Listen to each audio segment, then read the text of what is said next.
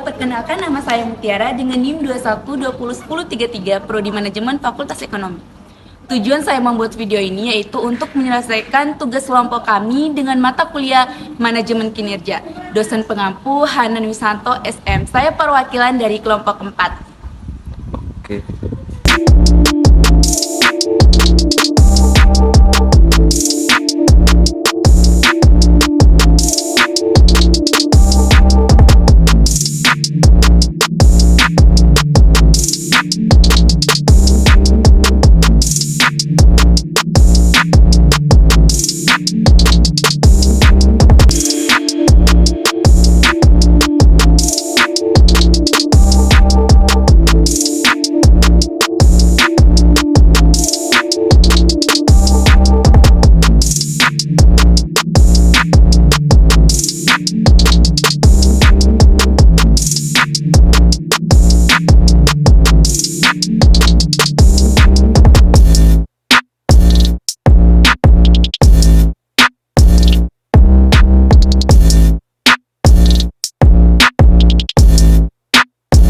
Nah, di sini saya akan menjelaskan terkait bab pertama saya yang berjudul Manajemen Kinerja. Apa sih manajemen kinerja itu? Yuk kita simak sama-sama. Manajemen kinerja adalah pengelola pencapaian hasil wujud yang efektif dan efisien dalam upaya kinerja. Manajer untuk keberhasilan organisasi serta tujuan yang diinginkan tercapai. Sedangkan kinerja merupakan sebuah proses bagaimana pengelola pekerja sementara berlangsung untuk menunjukkan pada kesuksesan. Sedangkan Armstrong 2009 menyatakan bahwa manajemen kinerja sebagai sarana untuk mendapatkan hasil yang lebih baik dalam organisasi, tim, dan individu. Dengan cara memahami dan mengelola kinerja dalam suatu kerangka tujuan standar dan persyaratan-persyaratan atribut yang disepakati. Nah, manfaat manajemen kinerja.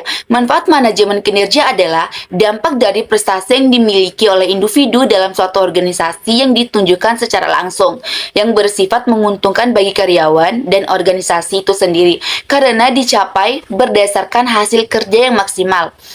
Lorem ipsum dolorsit amet cosetur disipcing elite Wibowo 2009 menyatakan bahwa manajemen kinerja tidak hanya memfokuskan pada pengeluaran dan hasil kerja langsung dari sumber daya manusia.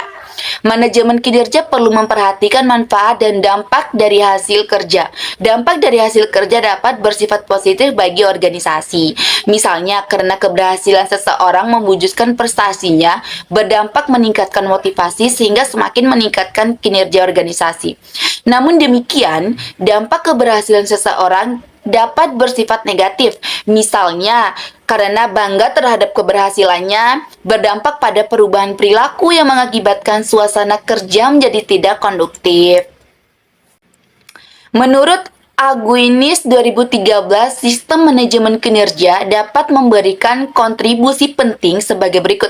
Yang pertama, motivasi untuk berprestasi meningkat. Yang kedua, harga diri meningkat. Yang ketiga, manajer mendapatkan wawasan tentang bawahan. Yang keempat, definisi pekerja dan kriteria di penjelasan.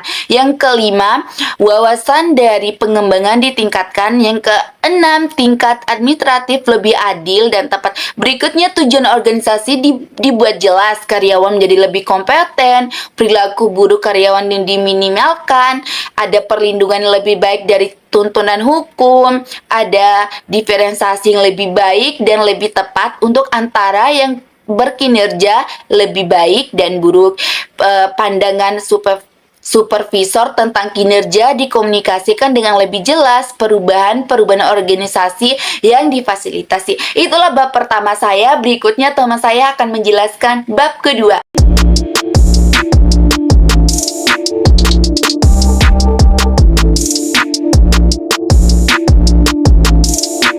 Di sini saya akan membahas tentang bab 2, yaitu perencanaan dan kesepakatan kerja. Perencanaan kinerja dapat menggambarkan keseluruhan proses pembentukan kesepakatan dan mengungkapkannya sebagai seluruh tindakan yang harus diambil oleh individu atau manajer secara bersama-sama. Pada dasarnya, setiap organisasi memerlukan perencanaan kinerja dalam rangka menetapkan tujuan dan sasaran yang hendak dicapai yang hendak dicapai serta menyediakan sumber daya manusia yang dibutuhkan dalam perencanaan strategi melalui tingkatan pada organisasi yang mempunyai ruang lingkup yang luas daripada tingkatan lain di bawahnya. Selanjutnya, perencanaan strategis. Perencanaan strategis menurut Hope dan Player 2012 adalah proses memformulasikan, mengimplementasikan, dan mengevaluasi keputusan yang memungkinkan organisasi mencapai tujuannya. Untuk memahami dengan jelas sifat rencana strategis yang dipergunakan banyak organisasi sekarang ini. Tindakan yang dapat dilakukan untuk memaksimalkan perencanaan strategis adalah yang pertama, mengartikulasi strategi dengan jelas.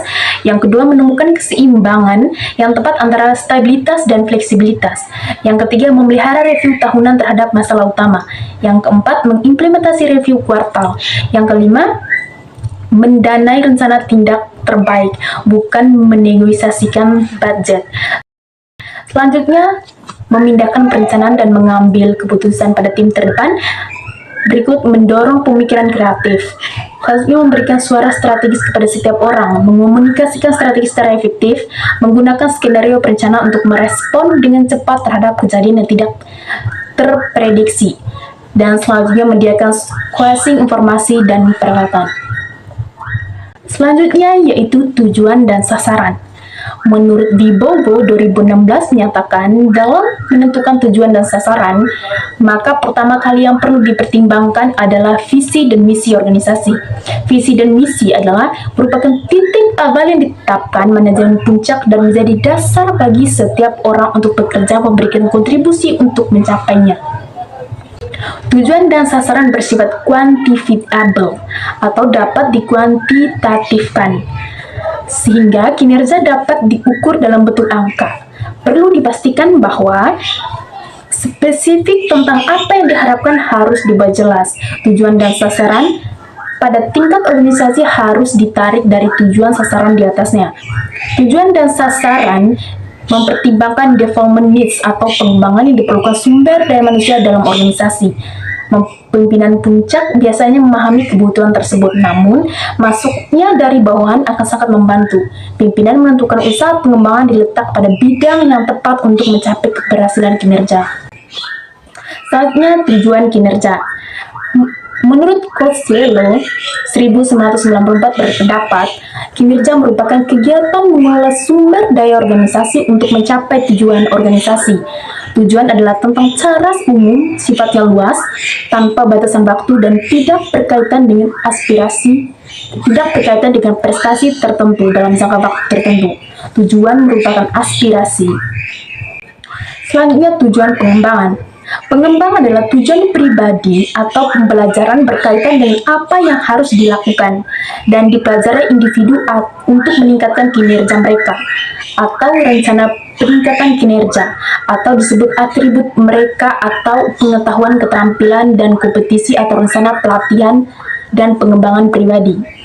Ini ditentukan melalui tinjau kinerja yang menetapkan area di mana perbaikan diperlukan, dan kesepakatan atau rencana kinerja yang menunjukkan pengetahuan, keterampilan, atau kompetensi yang ditingkatkan untuk mencapai tujuan atau rencana kinerja. Soalnya, sasaran kinerja. Sasaran kinerja merupakan suatu pernyataan secara spesifik yang menjelaskan hasil yang harus dicapai, kapan dan oleh siapa sasaran yang ingin dicapai tersebut diselesaikan. Sifatnya dapat dihitung, prestasi yang dapat diamati, dan dapat diukur. Sasaran merupakan harapan. Sebagai sasaran, suatu kinerja mencakup unsur-unsur diantaranya. Yang pertama, the performance, yaitu orang-orang yang menjalankan kinerja. Yang kedua, the action atau performance, yaitu tentang tindakan atau kinerja yang dilakukan oleh performer. Yang ketiga, a time element, menunjukkan waktu kapan pekerjaan dilakukan. Selanjutnya, evaluation methods, tentang cara penilaian bagaimana hasil penilaian dapat dicapai. Dan yang terakhir yaitu the place, di mana menunjukkan tempat di mana pekerjaan itu dilakukan. Selanjutnya, tentang perencanaan kinerja. Perencanaan kinerja ini adalah bagian dari proses manajemen kinerja agar pegawai bekerja sesuai target. Perencanaan kinerja juga bertujuan untuk meyakinkan setiap pegawai berperilaku sesuai standar. mengembangkan keterampilan dan kecakapan pegawai. Tujuan lain perencanaan kinerja adalah agar para manajer menyiapkan dukungan dan bimbingan yang diperlukan pegawai. Contoh penetapan sasaran kinerja dapat diberikan seperti penjualan, pelayanan, atau pelayanan pelanggan, pemasaran, atau administrasi. Selanjutnya, standar kinerja. Standar kinerja merupakan elemen penting dan sering dilupakan dalam proses review kinerja.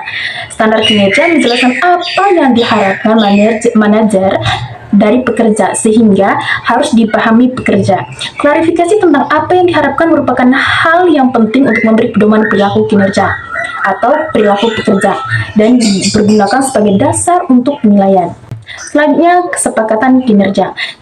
Kesepakatan kinerja adalah komitmen dalam hubungan kontrak kinerja manajer dan pekerja dengan tujuan dan sasaran telah disepakati bersama di mana pelaksanaan atau di mana dalam melakukan penilaian kinerja merupakan dasar penting dalam pelaksanaan serta tindak lanjut berdasarkan dukungan dan tanggung jawab yang menjadi ukuran bagi pencapai prestasi dan karyawan.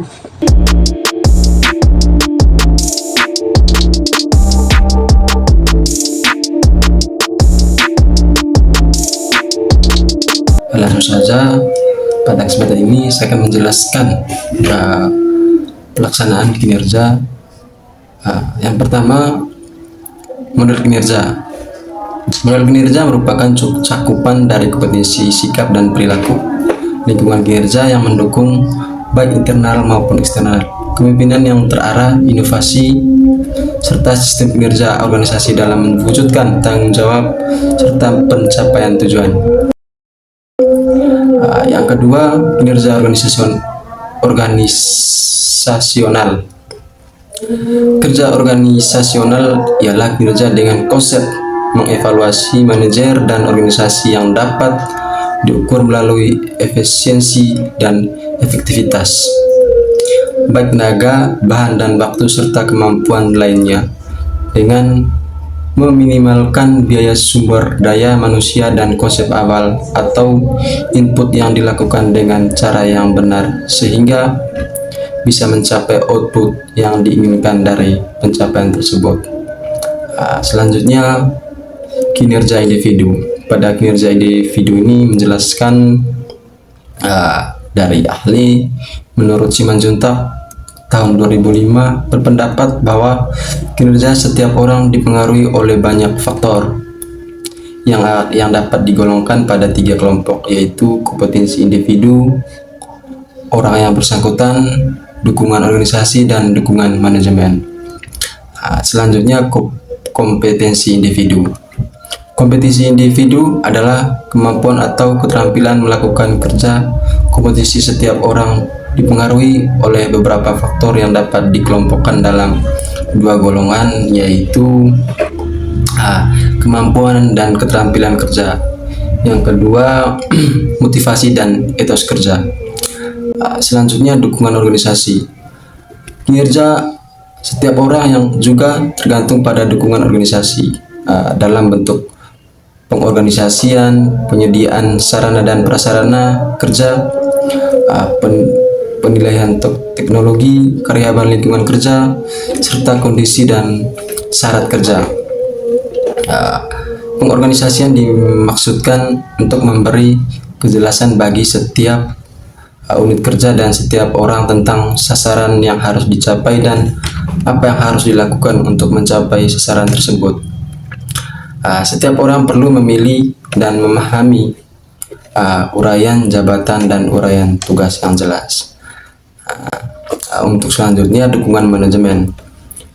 Dalam rangka pengembangan kompetisi pekerja, manajemen dapat melakukan antara lain yang pertama, mengidentifikasi dan mengoptimalkan pemanfaatan atau kekuatan, keunggulan, dan potensi yang dimiliki oleh setiap pekerja. Yang kedua, mendorong pekerja untuk terus belajar meningkatkan wawasan dan pengetahuannya. Untuk ketiga, membuka kesempatan yang seluas-luasnya kepada pekerja untuk belajar baik secara pribadi maupun melalui pendidikan dan pelatihan yang dirancang dan diprogramkan. Nah, untuk terakhir, membantu setiap yang hadapi kesulitan dalam penyuluhan pelatihan dan pendidikan. Mungkin itu saja yang bisa saya jelaskan pada bab ini. Untuk selanjutnya akan dijelaskan oleh teman-teman dari kelompok saya.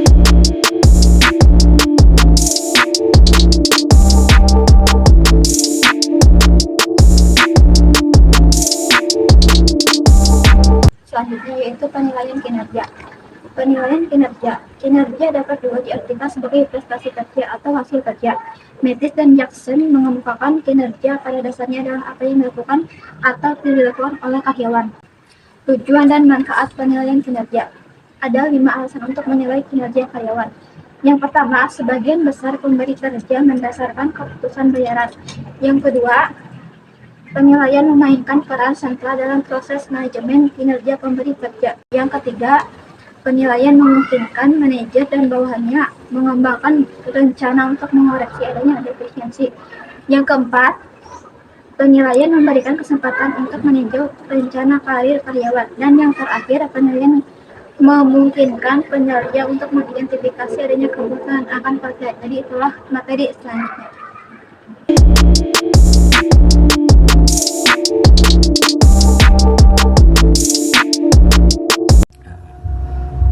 Oke, selanjutnya mengukur kinerja.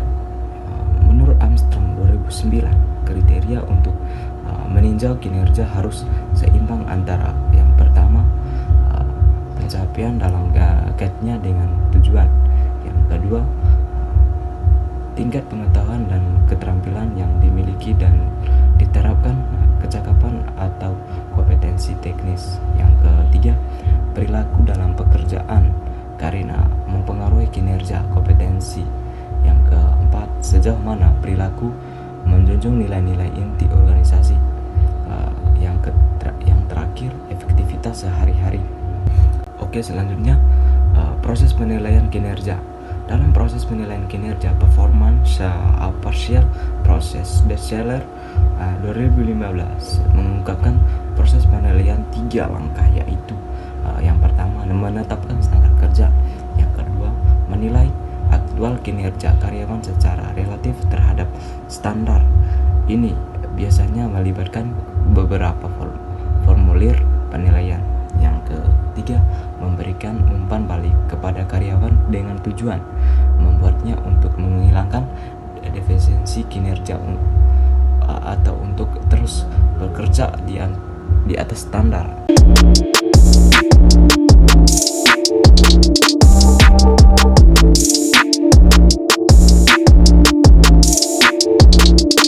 Bahas itu umpan balik kinerja. Umpan balik dapat didefinisikan sebagai informasi perilaku di masa lalu yang disampaikan sekarang yang mungkin akan mempengaruhi perilaku di waktu yang akan datang. Nah, umpan balik adalah proses pelaksanaan kinerja individu, kelompok, atau organisasi untuk mencapai sebuah tujuan. Nah, yang selanjutnya itu ada fungsi umpan balik. Fungsi umpan balik ada 2 menurut Wibowo. Yang pertama, umpan balik instruksional, di mana fungsi umpan balik instruksional itu adalah teguran petunjuk kepada karyawan untuk memperbaiki kinerjanya. Nah, kedua itu ada umpan balik motivasional, yang dimana umpan balik yang berupa janji memberikan reward jika kinerja karyawan meningkat. Nah, ketiga itu ada cara menarik umpan balik. Menurut Dharma, beberapa cara memberikan umpan balik diantaranya itu adalah bangun umpan balik itu sebagai bagian pekerjaan. Yang kedua, berikan umpan balik tentang kejadian yang sesungguhnya. Yang ketiga, uraian, jangan menghakimi. Umpan balik harus dipresentasikan sebagai suatu uraian mengenai apa yang terjadi disertai oleh sikap menghakimi. Maksudnya tuh jangan disertai oleh sikap menghakimi. Nah, selanjutnya itu ada umpan balik 360 derajat. Sistem umpan balik 360 derajat telah menjadi alat yang disukai untuk membantu karyawan, terutama mereka yang memiliki peran pengawasan, meningkatkan kinerja dengan mengumpulkan informasi tentang kinerja mereka di kelompok yang berbeda. Sistem ini disebut sistem informasi 360 derajat karena dikumpulkan dari individu di sekitar karyawan.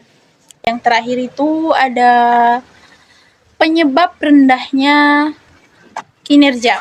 Alasan yang berbeda-beda dapat menyebabkan kinerja yang lemah. Contohnya, kinerja yang lemah dapat disebabkan kurangnya kemampuan karyawan, kesalahpahaman terhadap berbagai harapan kinerja, dan kurangnya umpan balik.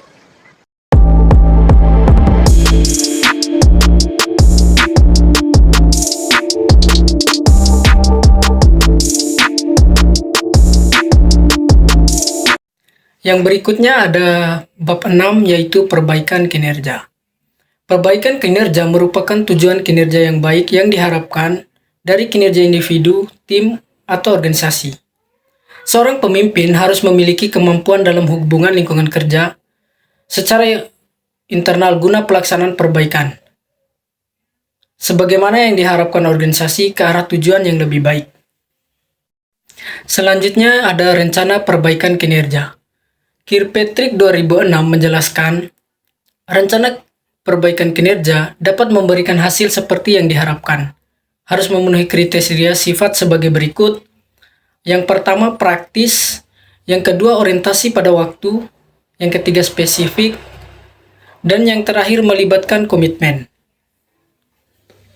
Selanjutnya yaitu tujuan perbaikan kinerja. Yang pertama ada perencanaan, menyiapkan dasar-dasar perumusan kesepakatan, perencanaan dan pengembangan kinerja. Yang kedua, motivasi, untuk mendapatkan umpan balik atau feedback positif, penghargaan, pengakuan, kesempatan untuk maju, memperjelas tujuan, memperdaya ke pegawai pengelola kinerja masing-masing, pembelajaran dan pengembangan. Berikutnya ada pembelajaran dan pengembangan. Untuk dasar menyampaikan pembelajaran dan pengembangan mandiri, melalui aktivitas pelatihan. Metode belajar lainnya sesuai dengan kecakapan pegawai untuk saat sekarang dan mendatang. Yang berikut ada komunikasi. Untuk mendapatkan saluran komunikasi dua arah tentang peran, harapan, persyaratan, tujuan kinerja, kompetensi, hubungan, permasalahan, dan aspirasi kinerja. Yang terakhir adalah penilaian kinerja. Mempersiapkan dasar-dasar untuk penilaian kinerja, khususnya jika hasil penilaian kinerja menjadi acuan untuk penentuan sistem imbalan.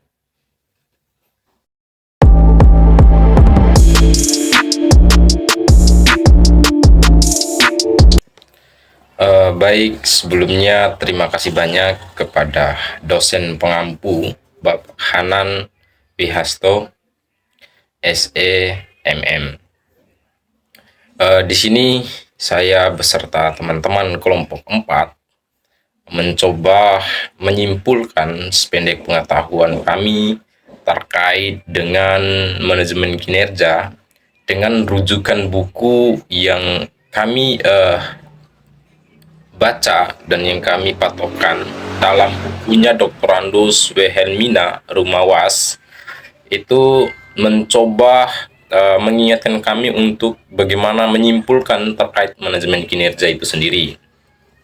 Langsung saja, seperti yang kita ketahui bersama teman-teman, bahwasannya manajemen kinerja dalam suatu organisasi sebelum dia mengimplementasikan suatu pekerjaan dalam organisasi, langkah pertama yang harus dilakukan oleh organisasi itu tidak luput dengan landasannya terkait dengan visi dan misi organisasi. Kenapa? Karena visi dan misi organisasi adalah langkah utama dan paling utama organisasi untuk melakukan suatu pekerjaan dalam organisasi. Sebab dalam manajemen puncak, ya, patokan suatu kinerja, patokan tercapainya organisasi itu rujukan dasarnya terletak pada visi dan misi organisasi. Olehnya itu, sebagai organisasi seperti yang dijelaskan juga dalam bukunya Dr. Andus Wilhelmina Rumah Was itu mengenai perencanaan kinerja, itu membicarakan terkait kolaborasi antara bawahan dan manajemen puncak atau manajernya, sehingga berjalannya suatu kegiatan dalam suatu organisasi itu tidak terlepas juga dari suatu perencanaan, pengorganisasian, pengarahan, dan pengendalian dalam organisasi itu sendiri. Nah, namun di sini kami mencoba menyimpulkan titik awal yang harus dilaksanakan dalam manajemen kinerja itu tidak terlepas dari langkah awalnya, yaitu visi dan misi organisasi.